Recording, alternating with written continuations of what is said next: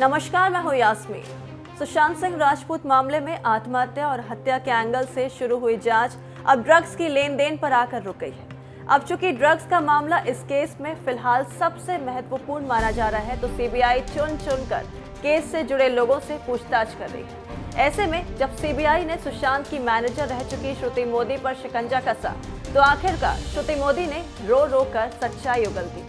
Reports के मुताबिक CBI के एक ही सवाल को बार बार सुनकर श्रुति मोदी झुंझला उठी और सीबीआई के सामने ये कह दिया कि सुशांत के घर पर अक्सर पैकेट्स आया करते थे और एक मैनेजर की तरह वो पैकेट्स को रिसीव करके आगे बढ़ाती थी। इतना ही नहीं, श्रुति मोदी ने यह भी कहा कि जब उन्होंने इन पैकेट्स के बारे में पूछा तो उनसे कहा गया कि वो प्रीमियम टोबैको है, लेकिन जैसे ही उन्हें इस बात की भनक लगी कि इन पैकेट्स में ड्रग्स आते हैं, तो उन्होंने सुशांत के घर पर काम करने से मना कर दिया था।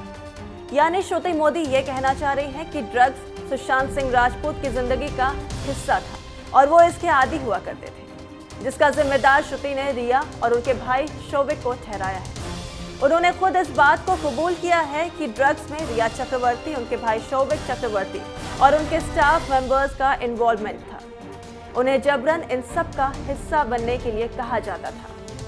बताते चले कि ड्रग एंगल की जांच के बीच कई तरह के व्हाट्सएप चैट सामने आए हैं और हर बातचीत में जो एक नाम कॉमन है वो है रिया चक्रवर्ती, जो केस की मुख्य आरोपी के तौर पर देखी जा रही है और फिलहाल ईडी, सीबीआई और एनसीबी जैसी 3 बड़ी एजेंसियों के रडार पर है। ऐसे में श्रुति मोदी द्वारा सीबीआई को कही गई सभी बातें इस केस को मजबूत बनाने के साथ साथ रिया चक्रवर्ती के लिए एक नई मुसीबत खड़ी कर सकती है।